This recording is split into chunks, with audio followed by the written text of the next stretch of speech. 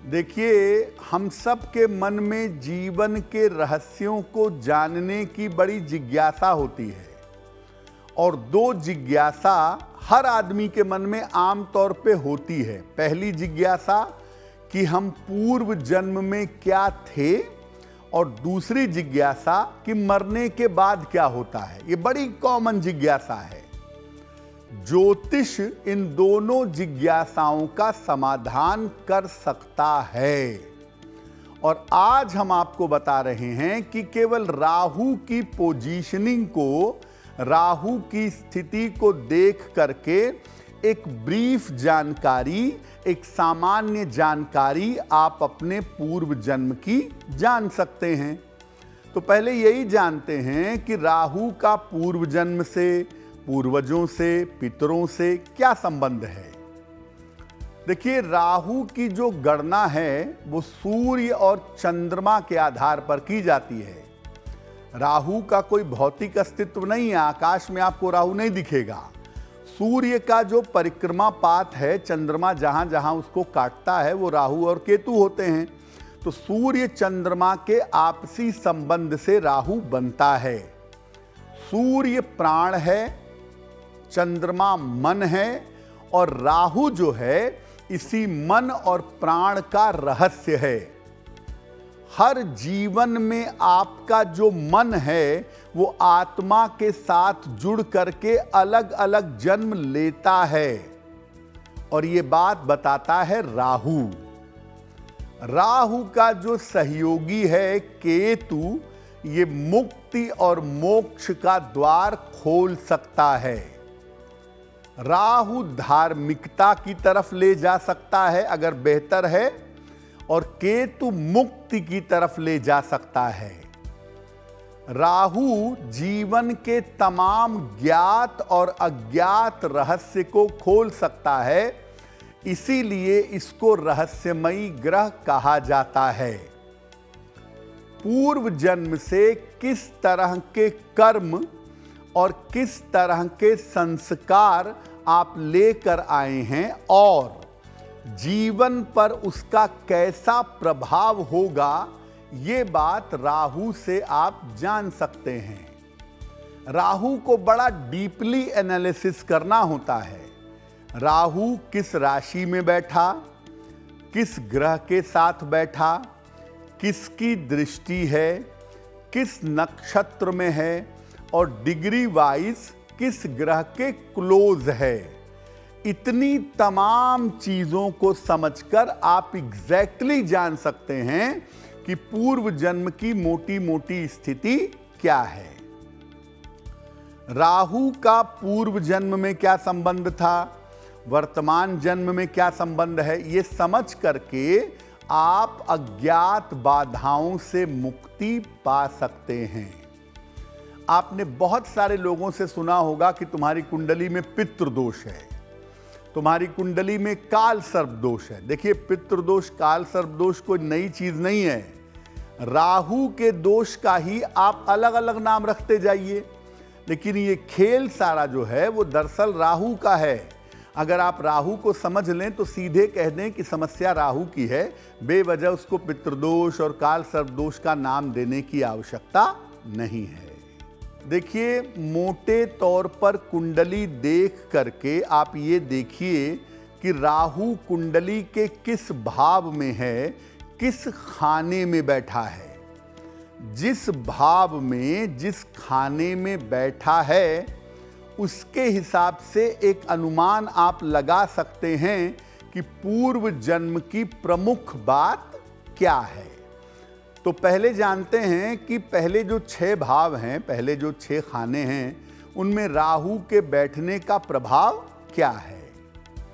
देखिए, अगर राहु कुंडली के प्रथम भाव में बैठा हो, अगर राहु लग्न में बैठा हो, तो व्यक्ति पारिवारिक जीवन से परेशान होता है। उसे पारिवारिक समस्या परेशान करती है क्योंकि पूर्व जन्म में उसने अपने पारिवारिक जीवन की कीमत नहीं समझी थी। अगर राहु कुंडली के दूसरे खाने में हो, द्वितीय भाव में हो, तो व्यक्ति भयग्रस्त होता है, व्यक्ति को फियर साइकोसिस या फोबिया हो जाता है, क्योंकि ऐसे लोग पूर्व जन्म में अपनी शक्तियों का दुरुपयोग किए होते हैं। अगर राहु कुंडली के तृतीय भाव में हो, तीसरे भाव में हो, तो व्यक्ति दुस्साहसी होता है, जरूरत से ज्यादा साहस दिखाता है और इसी कारण कभी कभी भयंकर दुर्घटनाओं का शिकार हो जाता है। अगर राहु कुंडली के चतुर्थ भाव में हो तो व्यक्ति के पास वैभव बहुत होता है, प्रॉपर्टी, पैसा, गाड़ी, बंगला खूब होता है, लेकिन व्यक्ति सुखी नहीं होता, हैप्पी नहीं होता, क्योंकि पहले उसने पूर्व जन्म में लोगों को बड़ा दुख दिया है। अगर राहु किसी कुंडली के पंचम भाव में बैठा हो, फिफ्थ हाउस में बैठ जाए, तो संतान होने में दिक्कत या संतान हो गई तो उसकी तरफ से पीड़ा होती है, क्योंकि पूर्व जन्म में ऐसे लोग अपने माता पिता का सम्मान नहीं किए होते हैं। हालांकि जिसके पंचम में राहु होता है वो दूसरे के चेहरे को पढ़ करके उसके मन की बात जान लेता है। अगर किसी कुंडली के छठे भाव में राहु हो, सिक्स्थ हाउस में राहु बैठा हो, तो व्यक्ति को बड़ा संपन्न बनाता है और व्यक्ति जीवन में अपनी मेहनत से बड़ी ऊंचाइयों पर पहुंचता है, क्योंकि ऐसे लोगों ने पूर्व जन्म में काफ़ी धर्म कार्य किया है, काफ़ी दान किया है, जिसका प्रभाव इस जीवन में, इस जन्म में उनको मिल रहा है। तो देखिए, केवल राहु की पोजीशन देख करके आपने मोटे तौर पे समझ लिया कि इस जन्म की मुश्किल का कारण क्या है और पूर्व जन्म से आप कैसे कर्म लेकर के आ गए हैं। देखिए, पहले 6 भाव में राहु जब अलग अलग भाव में बैठता है तो वो आपके पूर्व जन्म के बारे में क्या सूचना देता है, ये समझते हैं पहले। अब हम बात करेंगे कि जो बाकी के 6 भाव हैं उसमें जब राहु बैठेगा तो क्या करेगा। अगर राहु सप्तम भाव में बैठा हो, कुंडली के 7वें खाने में बैठा हो, तो व्यक्ति को जीवन में बड़े उतार चढ़ाव का सामना करना पड़ता है।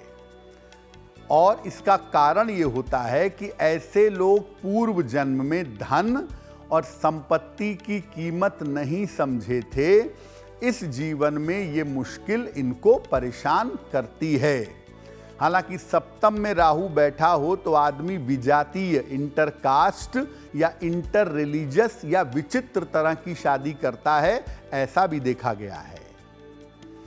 अगर राहु कुंडली के अष्टम भाव में हो तो ऐसा माना जाता है कि व्यक्ति किसी विशेष संस्कार के लिए या किसी विशेष उद्देश्य के लिए जन्म लेता है जो पूर्व जन्म से बाकी है, और जैसे ही वो कर्म, वो संस्कार पूरे होते हैं, ये शरीर छोड़ देते हैं। इसीलिए अष्टम राहु वालों का जन्म और मृत्यु बड़ा सडन होता है, ऐसा देखा गया है।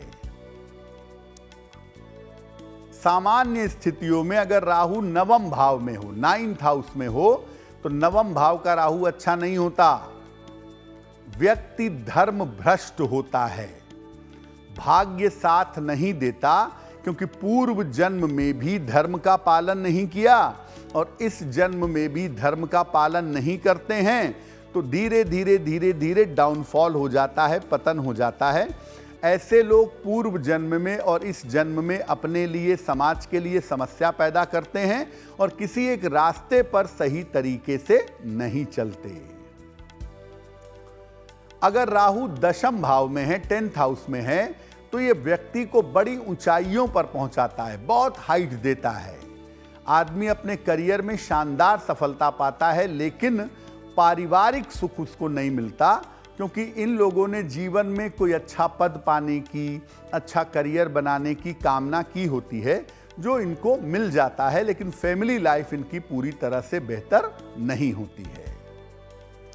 एकादश भाव में राहु हो, 11th हाउस में राहु हो, तो बड़ा अच्छा है, क्योंकि ऐसा राहु व्यक्ति को वैराग्य की तरफ ले जाता है और आम तौर पर ये लोग दुनिया का कष्ट उठाते हैं।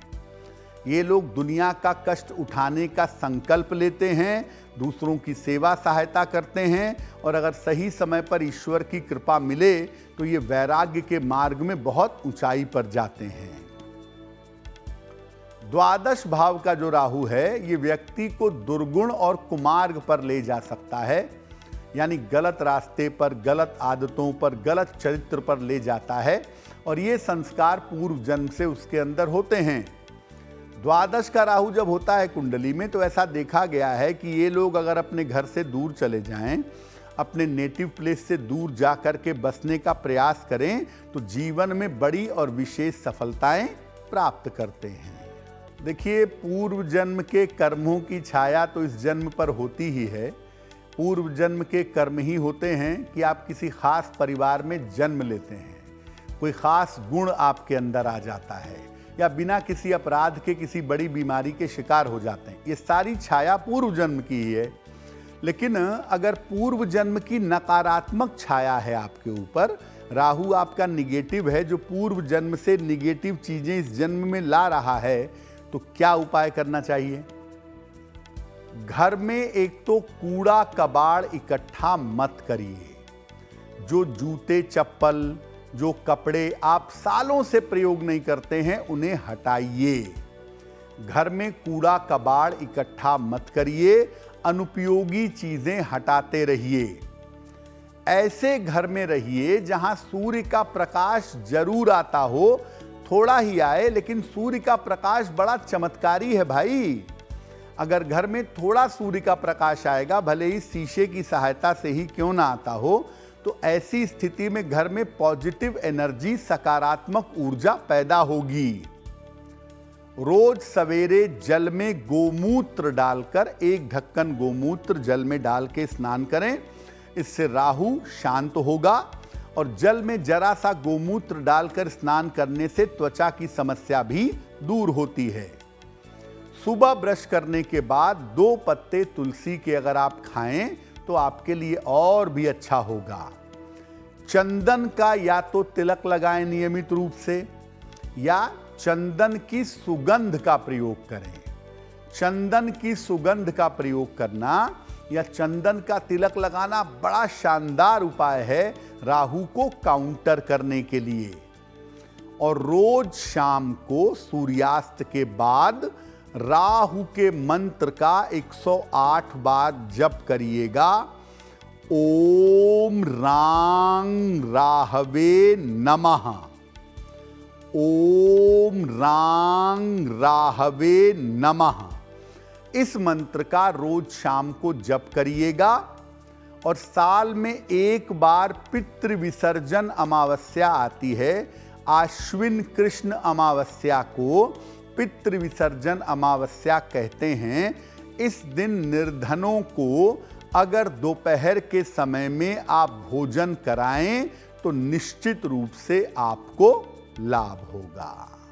अगर आप मुझसे जुड़ करके अपनी समस्याओं का समाधान चाहते हैं और चाहते हैं कि आपकी समस्याओं को ज्योतिष के माध्यम से सुलझाया जाए, तो आप हमसे संपर्क कर सकते हैं, जुड़ सकते हैं एस्ट्रो तक पर।